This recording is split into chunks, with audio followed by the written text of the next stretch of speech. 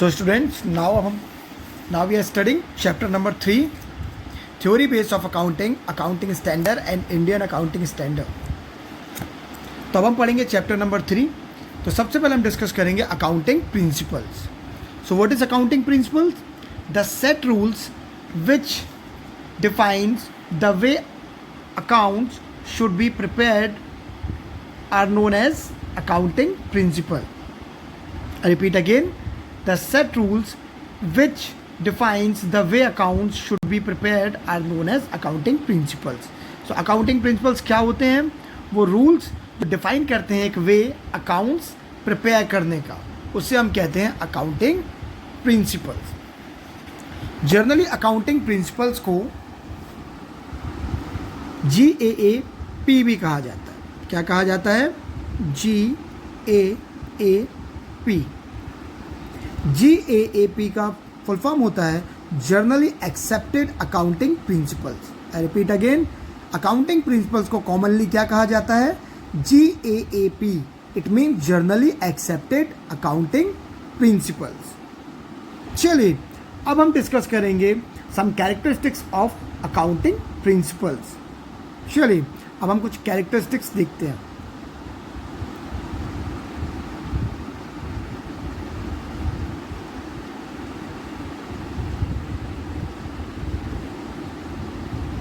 तो स्टूडेंट आज हम पढ़ रहे हैं सिर्फ इंट्रोडक्शन. तो इंट्रोडक्शन में हम बेसिक टॉपिक कवर करेंगे जिससे आपको चैप्टर ऑलमोस्ट क्लियर हो जाएगा. अब हम पढ़ने वाले हैं कैरेक्टरिस्टिक्स. क्या पढ़ने वाले हैं? कैरेक्टरिस्टिक्स. चलिए तो अब हम देखने वाले हैं कुछ characteristics of accounting principles. So students, आपको याद होगा जब हमने अपना फर्स्ट लेक्चर उठाया था, जब हमने अपने फर्स्ट लेक्चर में देखा था कि accounting is an art as well as science. तो हमने साइंस में पढ़ा था कि अकाउंटिंग के कुछ प्रिंसिपल होते हैं जिसे एज इट इज़ एक्सेप्ट किया जाता है. तो अब हम उन्हीं प्रिंसिपल्स को डिस्कस कर रहे हैं.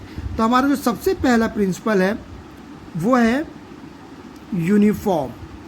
इट मीन जो अकाउंटिंग प्रिंसिपल हैं वो यूनिफॉर्म होते हैं. इट मीन्स हर एक जगह एक से ही एक्सेप्ट किए जाते हैं. ऐसा नहीं कि इंडिया में कुछ और फॉलो किया जाएगा और अमेरिका में कुछ और श्रीलंका में कुछ और. इट मीन जो अकाउंटिंग प्रिंसिपल है वो यूनिवर्सली एक से एक्सेप्ट किए जाएंगे, इसलिए हम उसे क्या बोलते हैं? यूनिफॉर्म. सेकंड है man made principle. It means man made. ये लेबोरेटरी में तैयार नहीं किए गए. आप लोग कहेंगे सर हम तो पढ़ रहे हैं कि अकाउंटिंग इज अ साइंस, तो साइंस में तो सारे प्रैक्टिकल्स जो होते हैं या फिर जितने भी प्रिंसिपल्स होते हैं उन्हें हम लेबोरेटरी में चेक करते हैं. सो सॉरी, ये लेबोरेटरी वाला नहीं है. इस पर डिपेंड करता है, ये मैन मेड है, यानी कि मैन ने अपने एक्सपीरियंस से. अब क्या होता है, जो लोग वर्क करते हैं वर्क के एक्सपीरियंस से ये प्रिंसिपल क्रिएट किए गए हैं, इसलिए इसे हम क्या कहते हैं? Man made. जो हमारा थर्ड प्रिंसिपल है वो है रिगिड, और उसे हम नॉन स्टैटिक भी कह सकते हैं. क्या कह सकते हैं? Non static.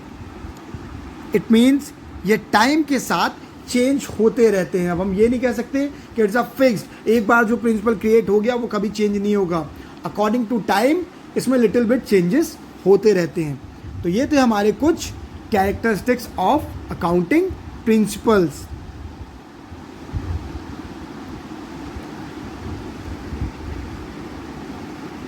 चलिए अब हम देखते हैं अकाउंटिंग प्रिंसिपल्स में हम पढ़ने क्या क्या वाले हैं इस चैप्टर में. ठीक है, अब हम देखते हैं कि अकाउंटिंग प्रिंसिपल्स में हम पढ़ने क्या क्या वाले हैं. Accounting principles. अकाउंटिंग प्रिंसिपल्स में हम पढ़ने वाले हैं अकाउंटिंग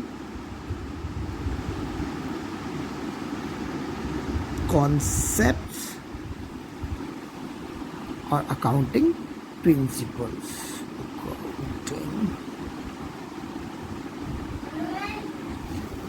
अकाउंटिंग प्रिंसिपल्स.